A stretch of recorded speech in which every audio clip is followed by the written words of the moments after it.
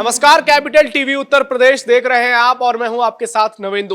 Breaking news में बात करेंगे अखिलेश यादव वर्सेस ब्रजेश पाठक। जी हां, सपा प्रमुख और पूर्व सीएम और उनके साथ ब्रजेश पाठक की जो लड़ाई चल रही है वो लगातार बढ़ती जा रही है। जो ट्विटर वॉर शुरू हुआ था वो थमने का नाम नहीं ले रहा है और अब तो अखिलेश यादव ने ट्विटर से एक कदम आगे बढ़कर पोस्टर का सहारा लिया है। जिस तरह से सपा ने ब्रजेश पाठक पर आपत्तिजनक टिप्पणी की और उसके बाद सियासी माहौल बदला, कई सवाल उठे। बीजेपी कार्यकर्ताओं ने अखिलेश पर जमकर आरोप लगाए और पार्टी पर निशाना साधा, लेकिन अखिलेश यादव पीछे हटने को तैयार नहीं है। वो लगातार बार बार ऐसी टिप्पणियां कर रहे हैं जिसके चलते बीजेपी और सपा की लड़ाई की तल्खियां जो है वो बढ़ती जा रही हैं। अखिलेश यादव ने पोस्टर के जरिए जो इस बार दिखाने की कोशिश की है उसने इस लड़ाई को और बड़ा बना दिया है, क्योंकि इस पोस्टर में जो लिखा है उससे निश्चित तौर पर घमासान मचना तय है। इस खबर पर ज्यादा जानकारी के लिए मेरे सहयोगी हर्ष भारद्वाज मेरे साथ जुड़ गए हैं। हर्ष जी, पहले तो मैं दर्शकों को यह बताना चाहूंगा कि इस पोस्टर में लिखा क्या है। पोस्टर में लिखा हुआ है कि जो खानदानी सियासतदान होते हैं मिजाज रखते हैं नर्म अपना। आपका लहजा बता रहा है कि आपकी सियासत नई नई है। मतलब ये कुमार सत्यम जी की वो लाइन है जो कि वो गजल के तौर पर गाते हैं। मेरे जिले के हैं रहने वाले तो मैं जानता हूं उन्हें अच्छे से। तो अखिलेश यादव पहली बात तो कॉपी पेस्ट कर रहे हैं यहाँ पर, और दूसरी बात ये क्या मतलब बताना चाह रहे हैं कि ये बहुत बड़े सियासी खानदान से हैं। ये फिर से ये उदाहरण दे रहे हैं कि मैं बहुत बड़ा परिवारवादी नेता हूं और ये दिखाने की कोशिश कर रहे हैं कि ब्रजेश पाठक की हैसियत जो है अभी अखिलेश यादव के मुकाबले बहुत कम है। देखिए, ऐसे सियासी खानदान से होने का क्या फायदा जब अखिलेश की जुबान पे कंट्रोल ही नहीं है। अखिलेश यादव ब्रजेश पाठक को बता देते हैं कि कैसे उनका डीएनए रेड लाइट एरिया का है। अगर कोई खानदानी होता है और ये तो सियासी खानदान बता रहे हैं तो उनकी जुबान पे थोड़ा कंट्रोल होता है, एक लहजा होता है बोलने का। अगर राजनेता हैं, अखिलेश यादव तो पूर्व मुख्यमंत्री भी रह चुके हैं, तो उनका एक लहजा होना चाहिए बोलने का। लेकिन अखिलेश यादव बार बार ये बताने की कोशिश करते हैं कि किस तरीके की भाषा का इस्तेमाल वो कर रहे हैं, और ये पोस्टर लगाकर तो उन्होंने साबित कर दिया है कि वो अपने आप को बता रहे हैं कि मेरी खानदानी सियासत है। और जानबूझ के खानदानी सियासत बताई गई है और बताया गया है कि किस तरीके से हम 2027 की रणनीति पर काम कर रहे हैं और ये खानदानी सियासत को एक बार फिर से आप सत्ता की कुर्सी दे दीजिए। लेकिन अखिलेश यादव जी को समझना चाहिए साहब को कि आपको सत्ता की कुर्सी तभी मिलेगी तब आप मेहनत करेंगे, ये नहीं कि आपने अपने नाम के बड़े बड़े पोस्टर लगवा दिए हैं। आप ये बताइए जनता के लिए आप क्या काम करेंगे, 2027 में आपकी क्या रणनीति है? क्या आप स्कूल खोलेंगे या फिर अस्पताल खोलेंगे, या फिर आप सिर्फ वादे करेंगे? और हम देखेंगे कि अखिलेश यादव के जमाने में किस तरीके से बेरोजगारी बढ़ी थी, किस तरीके से अशिक्षा फैल रही थी। क्या वही वाला एजेंडा आप दोबारा से पेश करेंगे? तो कौन सी खानदानी सियासत आपकी है? आप कौन सी खानदानी सियासत को बताना चाहते हैं? क्या मुल्ला मुलायम वाली खानदानी सियासत को आप बताना चाहते हैं कि मुल्ला मुलायम के नाम से पुकारे जाते थे और मुसलमानों के मसीहा अभी बनने की कोशिश अखिलेश यादव कर रहे हैं? तो ये पोस्टर लगाकर वो कौन सी खानदानी सियासत को बताना चाहते हैं? सवाल नवेंदु ये होना चाहिए। नहीं, जिस तरह से सवाल उठाया गया है कि ब्रजेश पाठक जो है ये तो साफ तौर पर कहना चाह रहे हैं कि उनका सियासी कद है वो इनके तुलने बहुत छोटा है, बहुत कम है। लेकिन ब्रजेश पाठक भी लंबे समय से सियासत में सक्रिय रहे, 1980-90 के दशक से ही वो सियासत में आ चुके हैं। लेकिन अखिलेश यादव फिर ये सवाल कैसे उठा रहे हैं, जबकि अगर अनुभव देखा जाए तो ब्रजेश पाठक का उनसे कहीं ज्यादा है। अखिलेश यादव के साथ सबसे जो बड़ी एक कहें कि उनके साथ जो बात जाती है कि वो सिर्फ मुलायम सिंह यादव के बेटे हैं और इसी के चलते वो सपा के अध्यक्ष भी हैं और पार्टी के सीएम भी बने थे जब इनकी सरकार आई थी। इसके अलावा अखिलेश यादव की तो और कोई उपलब्धि नजर नहीं आती। तो बार बार अखिलेश यादव क्यों साबित करने की कोशिश कर लेते हैं ऐसा और जनता के बीच ये संदेश पहुंचा देते हैं कि लोग फिर से सीएम योगी को ही विकल्प के तौर पर देखें?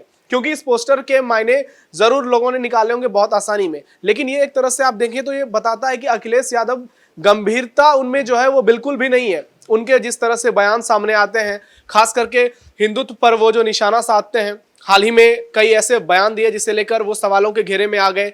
तो अखिलेश यादव ये करना कब बंद करेंगे? क्या उन्होंने ठान लिया है कि एक और चुनाव उन्हें? देखिए, अखिलेश यादव की मैं बात करूं तो अखिलेश यादव को इस बात का अहंकार है कि वो राजनेता के घर पैदा हुए हैं, जन्मे हैं, और शायद इसी वजह से अखिलेश यादव ये बार बार भूल जाते हैं कि कभी आप भी जनता के प्रतिनिधि रहे थे, और अगर आपको दोबारा से जनता का प्रतिनिधि बनना है तो आपको जनता के बारे में कहना होगा, ना कि आप ब्रजेश पाठक को बताएंगे कि आपका डीएनए किस तरीके का है। और ये पोस्टर आप बता रहे हैं और बता रहे हैं कि कैसे आपकी सियासत नई नहीं है, उनकी सियासत तो पुरानी है, लेकिन अखिलेश यादव ये जताने की कोशिश करना चाहते हैं कि हम खानदानी हैं, राजनेता के घर पैदा हुए हैं, और जिस तरीके से राजशाही हम दिखाते थे और हमारे तलवों के नीचे दलित आते थे, उसी तरीके से हमें दोबारा शासन चाहिए। हर चीज सोशल मीडिया पर लोग कमेंट कर रहे हैं अखिलेश यादव के खिलाफ। उसमें कई लोग कह रहे हैं, क्या आप वही खानदानी रईस हैं जिनके पिता ये कहते थे जब रेप होते थे यूपी में कि लड़के हैं गलती हो जाते हैं? क्या आप उसी मुलायम सिंह यादव के खानदान से आते हैं जिन्होंने राम भक्तों पर गोली चलवाई? ऐसे कई मुद्दे सोशल मीडिया पर लोग उठा रहे हैं, खासकर बीजेपी के कार्यकर्ता। तो क्या ये अखिलेश यादव के लिए सबक नहीं है? देखिए, अखिलेश यादव बैठे बैठाए बीजेपी को मुद्दा दे देते हैं। हमने देखा है कि पिछले दिनों भी अखिलेश यादव की तरफ से बैठे बैठाए मुद्दा दे दिया गया था, और बीजेपी की तरफ से जो हमने देखा है ब्रजेश पाठक का मुद्दा भी उठाया जा रहा है, क्योंकि अखिलेश यादव को लेकर पुतले भी फूके जा रहे हैं। लखनऊ में वो तस्वीर हमने देखी थी, आपने डीएनए को लेकर जो पोस्ट किया अपने ट्विटर अकाउंट से, ऑफिशियल अकाउंट से, लेकिन उसके बाद आपने ना तो माफी मांगी, ना तो ये बताया कि गलती से हुआ है या फिर कैसे हुआ है। उसके बाद आप जगह जगह चौराहे पे पोस्टर लगा देते हैं कि वो स्वास्थ्य मंत्री हैं और काम नहीं कर रहे हैं और झूठा प्रचार करते हैं। तीसरी बात आप बता देते हैं आपकी ब्रजेश पाठक की जो सियासत है वो नई नहीं है, आप खुद गलती कर रहे हैं, और गलती बार बार अगर ऐसी करेंगे तो आप 2027 तो छोड़िए 2047 तक सत्ता की कुर्सी पर काबिज नहीं हो पाएंगे, क्योंकि अब जनता समझ चुकी है। वो वाला जमाना नहीं है कि मायावती कुर्सी पे होंगी और जनता जमीन पर बैठी होगी और कुछ भी कहेंगी तो मान जाएंगे। और आपने ठीक कहा कि किस तरीके से मुलायम कहते थे कि बच्चे हैं, बच्चों से लड़कों से गलती हो जाया करती है, दुष्कर्म के मामले सामने आते थे, लेकिन अगर अब आप ऐसी राजनीति परोसेंगे जनता के सामने तो जनता उसे स्वीकार नहीं करेगी। जमाना बदल चुका है। ये कोई पहला मामला नहीं है। ये डिप्टी सीएम ब्रजेश पाठक पर इन्होंने बयानबाजी की। इससे पहले अगर आप कुछ समय पहले का इनका बयान देखें विधानसभा में, यूपी विधानसभा में, तो वहां ये केशव प्रसाद मौर्य को कहते हैं कि सफाई में सड़क क्या तुम्हारे बाप ने बनवाई, जबकि वहां पर माहौल बहुत हल्के मूड में वो केशव प्रसाद मौर्य इन्हें कह रहे थे कि सब पैसे आपने सफाई में खर्च कर दिए। तो उसके जवाब में इन्होंने ऐसी बयानबाजी कर दी। तो अखिलेश यादव बार बार ऐसी बयानबाजी क्यों करते हैं, जबकि वो तो एक पढ़े लिखे नेता हैं, सैनिक स्कूल से पढ़े बताए जाते हैं, ऑस्ट्रेलिया में जाकर पढ़ाई की है। तो क्या भारत में राजनेताओं का स्तर जो है वो इतना नीचे गिरता जा रहा है कि वो भाषाओं की मर्यादा भूलते जा रहे हैं, और विपक्षी नेता इसमें बहुत आगे जा चुके हैं? देखिए, अब आपने वो तो सुना ही होगा कि बच्चा जब कुछ सीखता है तो सबसे पहले वो अपने माँ बाप से सीखता है, अपने घर से सीखता है। रामगोपाल यादव का बयान तो आपने सुना होगा, विंग कमांडर को लेकर किस तरीके से जाति सूचक शब्दों का इस्तेमाल किया गया। अब जब आपके घर वालों की आदत ऐसी है तो अखिलेश यादव कैसे उस बात को छोड़ सकते हैं।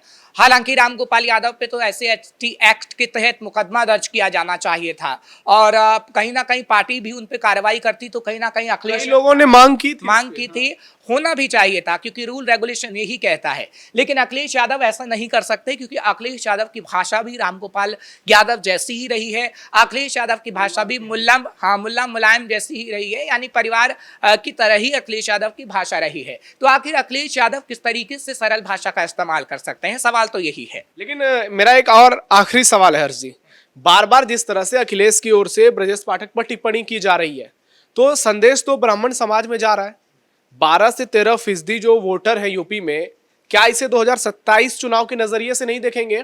और जो दाव अखिलेश ने खेला था माता प्रसाद पांडे के जरिए, क्या उसे बहुत बड़ा झटका लगने वाला है? देखिए, ये सबसे बड़ा झटका ही है, क्योंकि माता प्रसाद पांडे को नेता प्रतिपक्ष बनाया तो गया था और ये कहा जा रहा था कि ब्राह्मण समुदाय को साधने की कोशिश हो रही है, लेकिन अखिलेश यादव उस रणनीति पर काम तो कर रहे थे और प्रेस कॉन्फ्रेंस में बताया भी गया था कि पीडीए में पी का मतलब पंडित जी है। लेकिन अब बैठे बैठाए जिस तरीके से बीजेपी को अखिलेश यादव ने मुद्दा दिया है और ब्रजेश पाठक पर जो टिप्पणी की है, वो कहीं ना कहीं नुकसान पहुंचा गया है अखिलेश यादव को। और जितना जो आप बता रहे हैं कि ब्राह्मण समुदाय है, जिस तरीके से उनमें खासा नाराजगी है और वो माफी की मांग कर रहे हैं अखिलेश से, और ये कह रहे हैं कि अखिलेश यादव को माफी मांगनी चाहिए। अगर आगे आने वाले समय में अखिलेश यादव ने माफी नहीं मांगी या फिर कुछ ऐसा ब्राह्मणों के लिए नहीं किया, नहीं बताया आगे आने वाले समय में कि 2027 में अगर उनकी सरकार आती है तो ब्राह्मणों के लिए वो क्या करेंगे, क्योंकि हमने देखा है कि बार बार वो कह रहे हैं कि हम मूर्ति लगाएंगे, महाराणा प्रताप का जिक्र हो रहा है और कई ऐसे महापुरुषों का जिक्र हो रहा है, मूर्ति लगाने की वो बात कर रहे हैं, लेकिन उनका पुतला फूका जाना बहुत बड़ी बात है। अखिलेश यादव का पुतला फूका जा रहा है, क्षत्रिय समाज तक का पुतला फूक रहा है, तो अखिलेश यादव अब उस पचड़े में फंस गए हैं जिससे निकलना कहीं ना कहीं मुश्किल है, और ब्राह्मण समाज अब अखिलेश यादव को नकारने का काम कर रहा है। बिल्कुल, आप हमारे साथ जुड़े हर चीज के लिए बहुत बहुत धन्यवाद। सवाल सिर्फ ब्राह्मण समाज का नहीं है, सवाल पूरे हिंदू समाज का है, जिसका अपमान अखिलेश यादव लगातार करते हैं, उनकी पार्टी करती है। कभी उन्हें गाय के गोबर से दुर्गंध नजर आती है, कभी राम मंदिर के खिलाफ बयानबाजी करते हैं, और अगर इतिहास को उठा के देखा जाए तो सपा का क्या इतिहास रहा है वो बताने की जरूरत नहीं है। अखिलेश यादव और उनकी पार्टी जिस तरह से बयानबाजी कर रही है, 2027 चुनाव से पहले पार्टी को बड़ा झटका लगना तय माना जा रहा है, क्योंकि ब्रजेश पाठक ब्राह्मण समुदाय का नेतृत्व करते हैं और 12 से 13% आबादी अगर अखिलेश यादव से पूरी तरह से किनारा कर लेगी तो निश्चित तौर पर अखिलेश को झटका लगेगा, क्योंकि अखिलेश ने जिस प्रकार से बयान दिए थे, सपा ने अपने ट्विटर हैंडल पर जो ट्विट पोस्ट किया था, उस पोस्ट ने न सिर्फ ब्राह्मणों की, ब्रजेश पाठक की, बल्कि प्रदेश के सभी हिंदुओं की और खासकर महिला वोटरों के दिल पर गहरा जख्म दिया था। आपकी क्या राय है इस पे? कमेंट बॉक्स में हमें जरूर बताइए, और यह भी बताइए कि अखिलेश यादव के जवाब में बीजेपी को और क्या बयानबाजी करनी चाहिए, कैसे अखिलेश यादव को फंसाने का एक बड़ा प्लान पार्टी के पास आ गया है, क्योंकि अखिलेश यादव वही नेता हैं जो हर बार अपनी पैर पर कुल्हाड़ी मारते हैं और दूसरी पार्टियों को मौका देते हैं, और दूसरी ओर सीएम योगी हैं जो ऐसे मौकों को भुनाने के लिए जाने जाते हैं। एक तरफ वो विकास कार्यों को लगातार तेज गति से रफ्तार दे रहे हैं, तो दूसरी ओर अखिलेश पर हमले भी करते हैं। तो फिलहाल ब्रेकिंग न्यूज में इतना ही। कैमरा पर्सन राजकुमार के साथ नवेंदु, कैपिटल टीवी, उत्तर प्रदेश।